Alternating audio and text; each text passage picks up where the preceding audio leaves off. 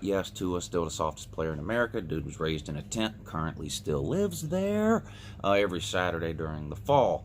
Best case, worst case, Notre shame today. Anything about Notre Dame in the news lately?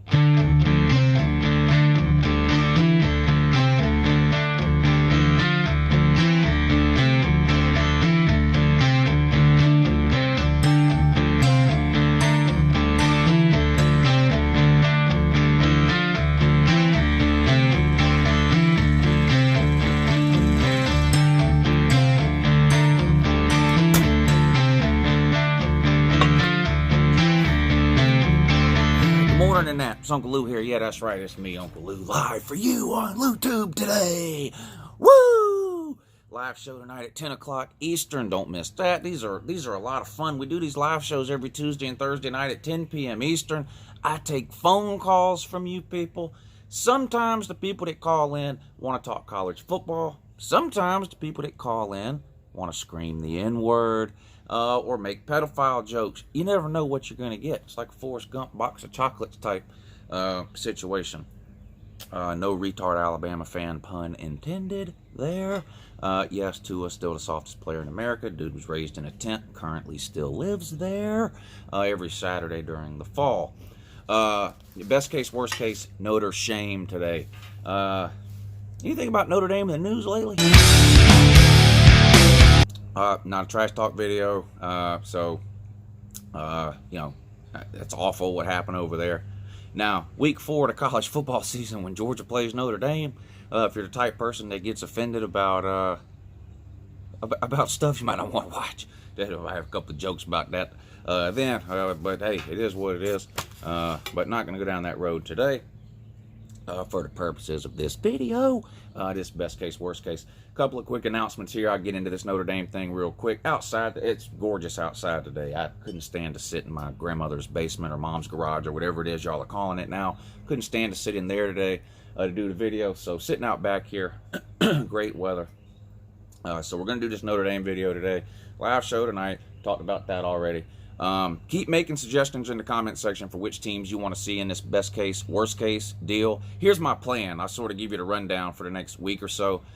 Georgia has their spring game on Saturday. Okay, so tomorrow, Friday, I'm going to do a Georgia spring game video. I did one at the start of spring practice. I'm going to do another one tomorrow. So if you're not a Georgia fan or you don't care about my thoughts on the Georgia spring game, don't worry about watching tomorrow's video. If you are a Georgia fan, check it out. What I'm going to do is I'm basically going to talk for a few minutes about each position group on the team. You know, offensive line, defensive line, wide receivers, running backs, quarterbacks, linebackers, secondary. And just talk a few minutes about what I'm looking to see in the spring game from each position group. Some position battles that are going on, things like that, some injury updates and situations. I'll just run through my thoughts on the spring game. And then Sunday, I will do a recap of what I actually saw in the spring game. So if you're a Georgia fan and you're here on this channel strictly for the Georgia videos, or you just prefer the Georgia videos, make sure you check out tomorrow's video, Friday, and Sunday's video for the two Georgia spring game videos. Saturday is Mrs. Lou's birthday, so I probably am not going to upload a video on Saturday. So Notre Dame best case, worst case today. Georgia spring game preview tomorrow, Friday. Georgia spring game recap on Sunday. Happy Easter to you. Yep. And after that, what I'm going to do is I'm going to spend the rest of the month of April doing best case, worst case videos the same way we've been doing them. And I'm going to get in as many as I can. There'll be some days where I try to do 2 teams, 2 videos in one day, because there's a lot of teams that you guys have suggested. I probably not going to have time to get to all of them. I'm going to do these in-depth best case, worst case videos for as many of these teams as I can through the end of April. And then I'm going to take a day or two, and all the teams that you guys suggested that I wasn't able to do a full video on, I'll do a video or 2 of a condensed version of the best case, worst case, where I talk about maybe 3 or 4 teams per video. These videos, like the one you're watching now, are going to be about 20 minutes long. I get pretty detailed on the teams that I'm covering. And I'm going to do that for as many as I can through the end of April. And then I'll take a couple of days and sort of run through the rest of the teams that I didn't get a chance to do. And, of course, over the summer, starting in probably the end of June, all the way through the middle of August, I'll do these videos all over again, right? But I will give you an exact win-loss record for each team and who I think they will lose to. This is more of a sort of trying to get an idea of where they may fall in the regular season. You guys know the routine. Here are some teams that are on the list that you guys have suggested, and most of these teams have been suggested multiple times. So these are the teams that you can look to see over the next couple of weeks as we round out this series. We'll start in the SEC. Texas A&M, which I think I already did, Mizzou, South Carolina, Arkansas. In the Big Ten, Maryland, Ohio State, Michigan, Nebraska, Penn State, Illinois. In the ACC, Louisville, Georgia Tech, North Carolina, Virginia Tech, Virginia, FSU, which I already did. Pac-12, Washington and Oregon. I did Washington. Big 12, Kansas, and Oklahoma State. And then a lot of suggestions for teams that aren't in the Power 5. Notre Dame was suggested a lot. That's coming up now. Troy was requested multiple times. Kennesaw State, Northern Iowa. Really, people? Western Kentucky. What are you guys doing? The Hilltoppers? Okay. Central Florida. Figured that one was coming. App State. I am going to do App State. Full video on that. Houston. So anyway, I'm going to get to as many of these teams as I can with these in-depth videos, the 20-minute ones or whatever. And then whatever I don't get to, like I said, I'll do a couple of videos first couple of days of May where I run through the rest of these teams kind of quick and give you a general overall best case, worst case type scenario. All right, our copious notes here about Notre Dame, the Fighting Irish. Yep. Head coach Brian Kelly, right? Been there since 2010. And I have to be honest here. I looked up Notre Dame's record year by year since Brian Kelly got to Notre Dame, and it's a little better than I thought it was. Of course, we all know a couple of years ago they had that terrible season where they went 4 wins. What were they, 4-8 or something? Just an awful season.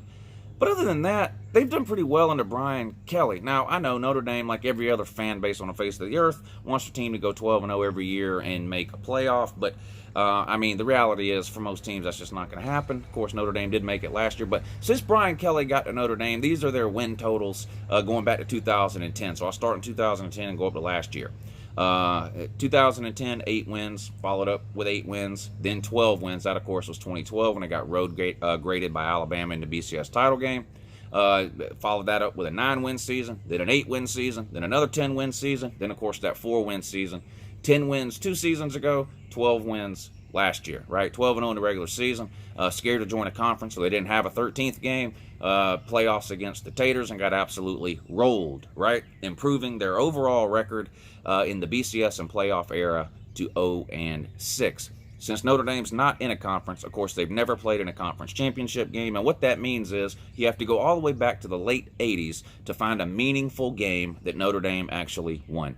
None of Notre Dame's regular season games are meaningful outside of the fact that they have to win them to make any sort of BCS championship game from back in the day or now the playoffs. But in terms of any relevance in the regular season of trying to win a division or a conference, their regular season wins mean nothing.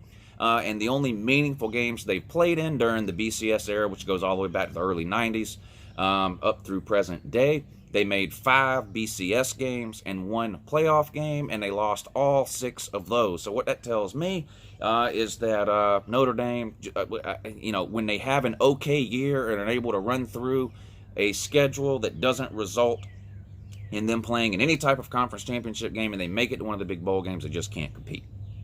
That's my opinion, and until they prove me wrong, I don't see any reason to change that opinion. All right, here we go. Let's talk about their offense. Of course, they made a quarterback change last year, a couple of weeks in. This was a huge storyline last year, right? Not just at Notre Dame, but you had several. 3 of the 4 playoff teams last year made quarterback changes basically during the season. Now, I know Alabama didn't technically make a change during the season, but they spent all offseason not naming a starter between Tua and Hurts. Most people, I think, expected Tua to start after the way the national title game ended in 17. But anyway, the point is, you had 3 really, really, really good teams whose head coaches had the balls to roll the dice and make a quarterback change, benching a quarterback who was doing pretty good, right? Clemson benched Kelly Bryant in favor of Trevor Lawrence. Alabama went with Tua over 2-year starter Jalen Hurts, and of course Notre Dame switched 3 or 4 weeks in from Devin Wimbush to Ian book. It paid dividends for all three of those teams, as all three made the playoffs. The fourth team, of course, being Oklahoma, that made it in. Georgia did not switch quarterbacks last year and did not make the playoffs, but I'm sure that's totally unrelated. So Ian Book returns this year, and he's going to be the starter. Now, there's a lot of talk about this guy that got in coming there, this Jerkovic guy. I don't know if this guy's Polish or what his problem might be in terms of his last name. A lot of hype about this guy coming in. I just can't see Notre Dame making a change again to the younger guy again for the second year in a row, especially considering the fact that Ian Book led them to the undefeated regular season last year in a playoff berth. Yeah, they got road graded by Clemson, but let's be real. Everyone got road graded by Clemson with the exception of Syracuse and Texas A&M. That even includes the Bubblegum Gumps down there in Tuscaloosa, Alabama. So I think he's going to get the start. Now, will they give Jerkovic a serious look leading up to the season? I'm sure they will, and I'm not convinced that he won't get some playing time. I just don't think Brian Kelly's going to roll the dice for a second year in a row and make the change. We'll see. But this guy, Phil Jerkovic, does have a lot of talent, a lot of potential. Now, as far as Ian Book goes, very accurate last year, right? And pretty mobile, too. He's no Devin Wimbush. He's no Kelly Bryant. Of course, Devin Wimbush and Kelly Bryant can't complete a downfield pass. So he doesn't give you the athleticism of some of the more mobile QBs in college football, but he's no statue either. He's no Jake Fromm. This guy can move around. He can get you a first down when the pocket breaks down. He can escape pressure, roll out, hit receivers on the move, that kind of thing. He does struggle with his downfield passing game, though. He's more of a short to intermediate, sort of a percentage passer type of guy. A lot like Jack Fromm. Type on that. So anyway, he needs to work on that. But listen, he got thrown in last year sort of unexpectedly, so I'm sure he'll get a little bit better this year. Running back situation at Notre Dame, a little bit more of a concern. Notre Dame's had a series of true number one running backs that they've had over the last 3 or 4 years. Bunch of guys going over 1,000 yards. Basically, they've had that one guy they could rely on every single year, right? That you were pretty confident in, pretty sure you were going to get your 1,000 yards from him. You don't really have that right now, at least not heading into the season. That's not to say that one won't emerge, but you have more question marks at the running back position this year than you've had over the last few years. You have Tony Jones coming back. He's your most experienced guy, but let's be real. He's nowhere near as good as the last 3 or 4 true number one running backs you've had, true starting running backs, primary running backs that you've had. He's just not. I'm drawing a blank on the other guy's name. Jafar Armstrong is his name. Now, here's a guy you moved from wide receiver to running back last season, I think. He struggled with some injuries. We'll see if maybe he gets a look this year. And honestly, probably the most talented guy you have, at least in my opinion, is true incoming freshman. And I think he's an early enrollee, too, this Kyron Williams. He's probably the most talented guy. We'll see if Brian Kelly and Notre Dame decide to give him a serious look, maybe give him a shot at the number one spot. I'm sort of under the impression, especially the first 2 or 3 games of the year, that Notre Dame is most likely going to go with like a running back by committee type approach. Go with the hot hand in each game, maybe use the first 2 or 3 games to see which guy sort of separates himself from the others. We'll see, but you better have it figured out by your 4th game. And of course we'll get to the schedule in a minute. Now, defense-wise, up front, it's sort of a mixed bag, right? You had 4 defensive ends last year that were really, really good, caused a lot of problems for a lot of teams that you played. All 4 of those guys come back. That's the good news. Bad news is you lose your 2 studs on the interior of the defensive line. You do have a nose tackle returning, but your defensive tackle positions, you're going to have to find a couple of guys to replace what you're losing from last year with Tillery and Bonner. I think their names were. Your nose tackle, Hennessy, comes back. Other than that, you're very young. Now, you're talented. You recruited pretty well, but not a lot of experience, particularly along the interior of that defensive line. Linebacker, you lose 2 guys there, too, Tranquil and Coney. You're probably going to move some guys around. You've done that before. One of these guys, either Tranquil or Coney, I can't remember. You've changed his position a time or 2, and it worked out. Maybe you do something like that again. You've got a lot of young, talented linebackers, but they don't have a whole lot of experience. So, again, it's sort of a wait-and-see type of thing with the linebacker position at Notre Dame. You've got some early enrollees that were very highly recruited. I had to write them down. Jacob Lacey, right, defensive lineman. And he's probably going to get a good look this spring, too, because you got some injury issues along your defensive line right now, and you got to replace pretty much every kicker you have on your roster. So anyway, let's pull the schedule up and take a look at it. You guys know how this works. We'll run through it real quick. We'll try to find like toughest 3 stretch of games, right? That's a scenario where you sometimes see a team falter, maybe catch an L to a team you don't expect if they have 2 or 3 really tough games in a row. We'll, of course, look at road games, which is another difficult task in college football sometimes, defeating good teams on the road. And we'll look at your conference game. Oh, you're not in a conference, that's right. You're half, 1 foot into the ACC. Play 5 ACC teams a year. Congratulations, the worst conference in college football. Used to play 5 Big Ten teams a year. It's funny. As soon as the Big Ten was in the toilet, you played 5 Big Ten teams a year. As soon as they start turning around and get good, you change your mind, move to the ACC while it's in the toilet. Funny how that works. Probably has a lot to do with your 0-6 record in meaningful games going back over the last 31 years. But I digress before I end up regressing. But okay, let's go with the schedule here. You start off week 1 with one of your pretend conference games on the road at Louisville. Louisville, one of the worst teams in America last year. Wholesale coaching changes there. Don't know what you're going to get from them this year, but most people are under the impression that's not going to be very good. Then you have a bye week, week 2. That's not good.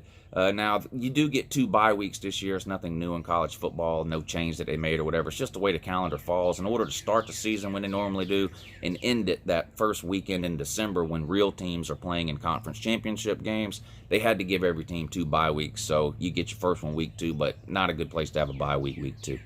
Week 3, first home game of the year against New Mexico, another team that you should roll over. They got no business competing with you. But you got a problem then, though, in week 4. You got to go on the road, and you got to play Georgia Bulldogs. Now, there's a whole host of problems here for Notre Dame with this game. Number 1, we already beat Notre Dame 2 years ago at Sanford Stadium North, which is currently located in South Bend, Indiana. It's property of UGA at this point. There was about 65% UGA fans at that game. It was really sad and embarrassing for Notre Dame fans that happened. Went up there and whipped you in Jake Fromm's first ever starts. Dude was a true freshman. He goes on the road and beats you. I mean, what was it, a 1 or 2 point game, whatever it was, but dude was making his first start on the road. Come on. Went up there and whipped you. What do you think's going to happen now? He's a third-year starter. He's got a playoff win under his belt, which is something Notre Dame has never done. He won the SEC. As a true freshman, he's won the division both years. He's been the starting quarterback. He's never lost a division game, and Notre Dame has never beaten UGA. Winless. That's going to continue. You're not going to win that game. I mean, for the purposes of this video, in terms of best case, worst case, I'm not here to tell you which games you're going to lose. But you don't need a crystal ball or one of those smoky things on the end of a chain that you nitwits like to walk down the aisle with at Sunday school or whatever that spills smoke everywhere. You don't need one of those to know that you're most likely not winning that game. Good news is you get a series of home games after that against Virginia, Bowling Green, and Southern Cal. 2 of those teams are terrible. One of them is slightly above terrible. I'll let you figure out which ones those are. And you get your second bye week before one of your biggest games of the year on the road at Michigan. And this is the problem with Notre Dame's schedule this year. I mean, their 2 toughest games are on the road. Even the most diehard Notre Dame fans, I think, are going to have a hard time thinking you can win both of those games, I think. Those are 2 hard games. Those are 2 good teams. You got to play them both on the road. Just reality.